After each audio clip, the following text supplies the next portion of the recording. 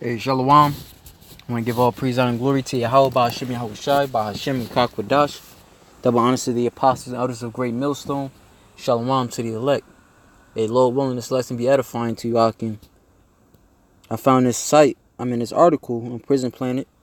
It's a little old, but nonetheless it is relevant, As I say old, maybe about a week old.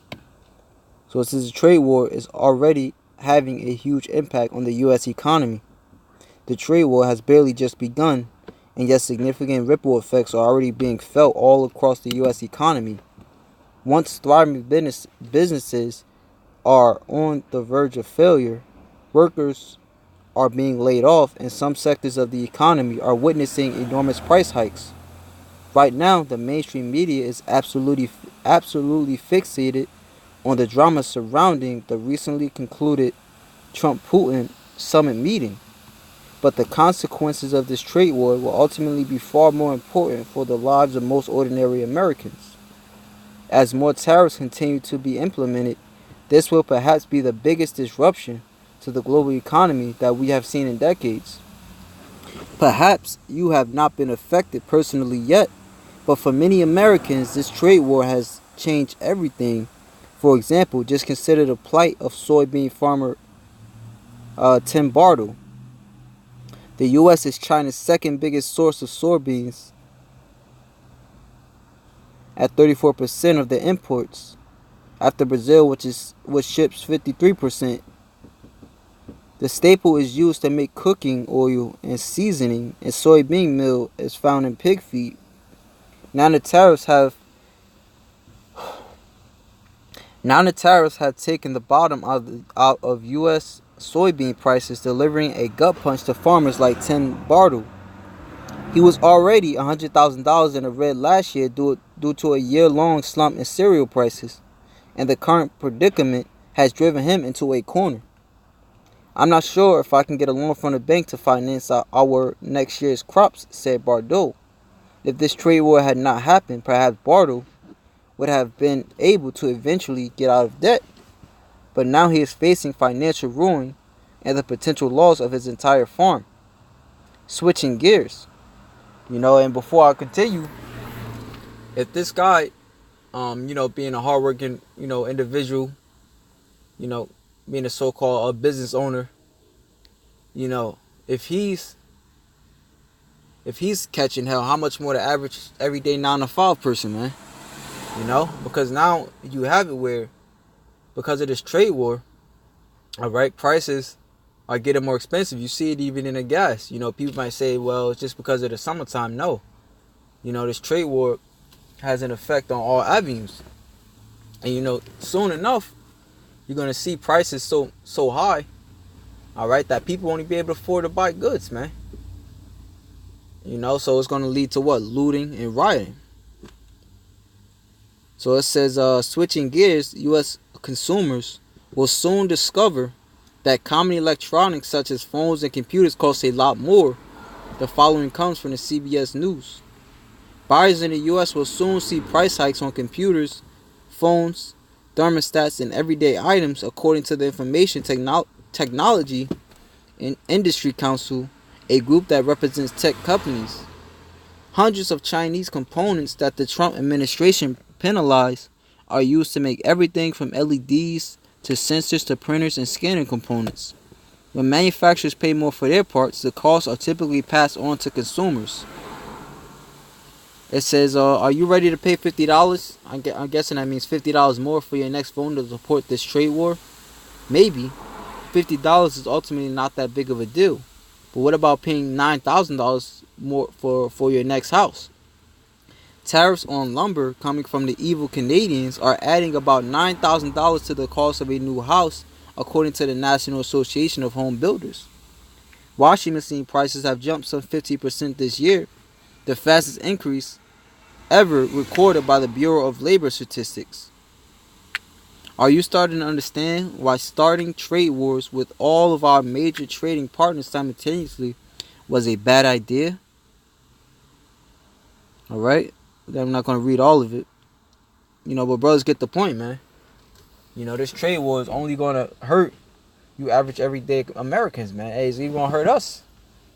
You know, because we in this world, we gotta work, we gotta, buy things to survive, man.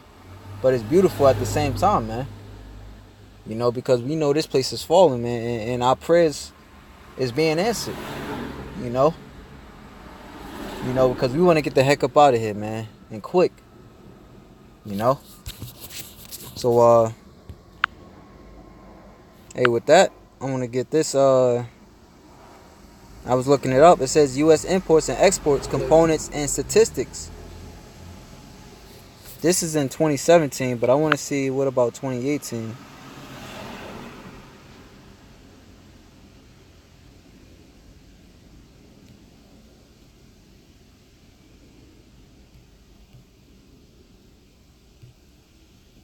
Well, I guess it's giving me the same one. Let me see.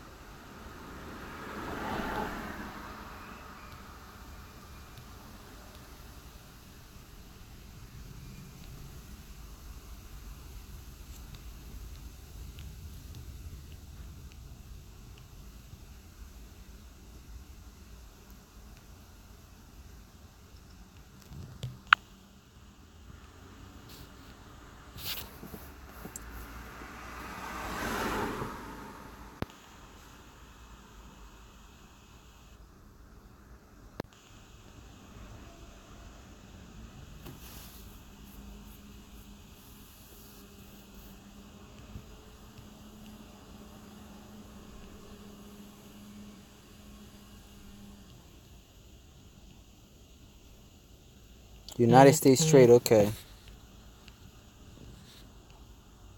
I'm trying to see just so brothers get a better example. I mean, get a better understanding.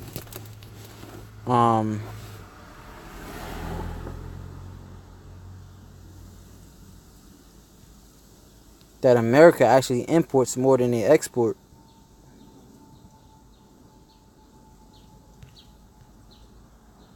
Slovakia.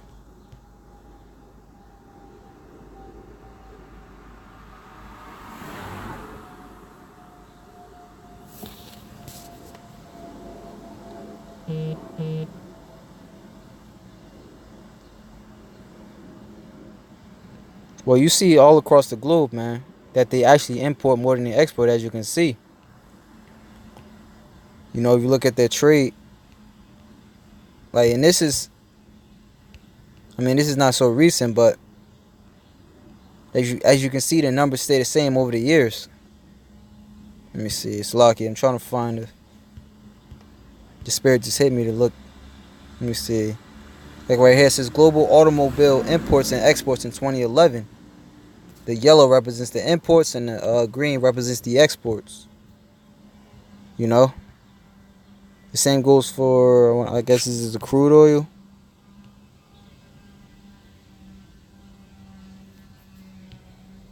In 2014, they imported 2.19 trillion.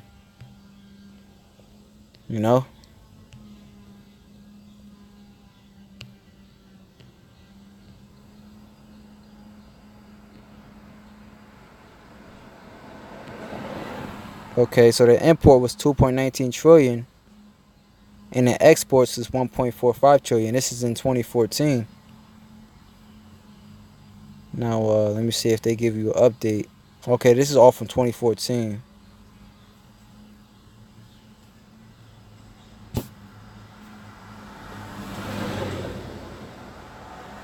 See, in 2015, it's the same thing. They import more than they export.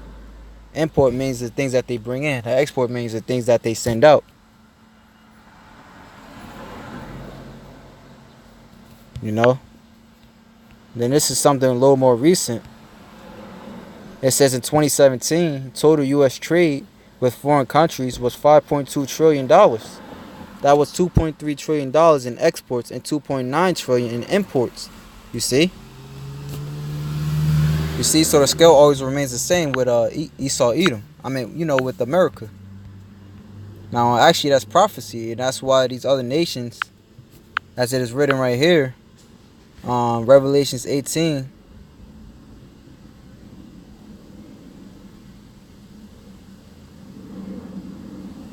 And 9, and the kings of the earth who have committed fornication and lived deliciously with her.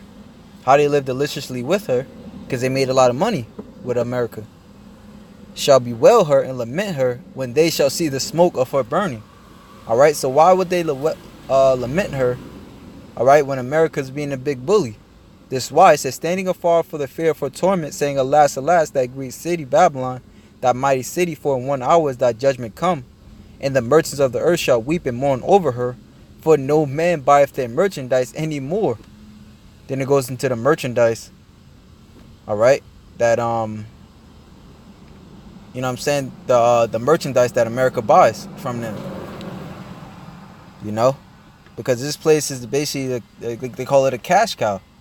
You know, people just come here, you know what I'm saying, make their money, but they send it back home.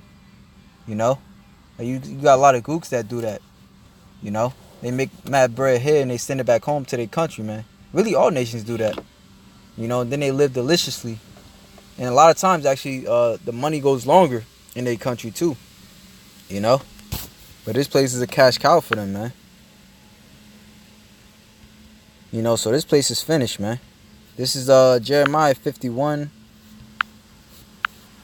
and 8. It says Babylon is 51 and 7. Babylon had been a golden Salakia, I'm gonna start at 6. Flee out of the midst of Babylon, because this place is falling quickly, and deliver every man his soul, be not cut off in her iniquity. Alright, because that's as I read in Revelations 18, America is going to get nuked. Okay? It says, and that's what we're saying, like these other nations standing afar off and looking at the smoke. This place, that's what you know the scriptures call it, refer to the lake of fire. That's America. You know, which is going to be the whole 3,000 miles of America, or however big it is going to be lit up with nuclear fire. So it says, flee out of the midst of Babylon and deliver every man his soul. Be not cut off in her iniquity, for this is the time of the Lord's vengeance. He will render unto her a recompense. Babylon hath been a golden cup in the Lord's hand, that made all the earth drunken. The nations have drunk of her wine, therefore the nations are mad. That's that wine, man. Well, the wine is actually her philosophies. You know, Babylon is suddenly fallen and destroyed. How for her? Take balm for her pain, if so she may be healed. You know. And what's that balm, man? Them stimulus packages, man. You know what I'm saying? Like the stimulus package would be like you have the government you have a government shutdown. All right, because basically the states don't have any more money. So a stimulus package would basically put, you know, for lack of better terms, put life back into that state. Like, you know, like it says, take balm for her, if so she may be healed. Then you have lip balm. You know, you have dry lips. What the lip balm do? It puts, you know what I'm saying, makes your lips moist. You know, just like America. That's that balm. You know, those stimulus packages and those you know, those basically things like those. You know, like every previous time, you know, like during the Great Depression, I believe even in '08, you know, it was always somebody or the government was able to bail America out. But you know, it's not gonna happen no more. It says we will have healed Babylon, but she is not healed. So the road that Trump is going down is a bad path. Forsake her and let us go every man into his own country. You know, so these other nations is gonna stop messing with America, man. You know, they're gonna start trading amongst themselves, man. For her judgment reacheth unto heaven, and is lifted up even to the skies. You know, so Yahweh Hashem, hey, this is beautiful, man. The Most High is pulling this place down, man. You know, because this place, Babylon, also known as America, has taken everything from you Israelites, man. You black, so-called blacks, Hispanic, and Native Indians, man. You know, it's taking your heritage, first and foremost. You know what I'm saying? It's taking your family away from you. You know what I'm saying? And it's fed you lies, man. you know, and you just eat it up, you know. But this place is taking everything away from you, man. You know, like I said, it's taking your heritage, man. You know, they give you bywords and proverbs, all right, which is all through the curses, but the curses are fulfilled, all right, here in Babylon. You know, hey, so it's beautiful that this place is falling, man. This is Amos 3:8. The Lord hath roared, who will not fear? The Lord God hath spoken, who can but prophesy? So the Most High have spoken at the downfall of Babylon, America, also known as Egypt, also known as Rome in the scriptures. You know, because America has many different names, but nonetheless, America is in the scriptures, just as every other kingdom was in the scriptures, man. You know, Salaki. Like when you read, you know, Daniel's the 8th chapter. You know, you had the Babylonian Empire, you had the Medo-Persian Empire, the Grecian Empire.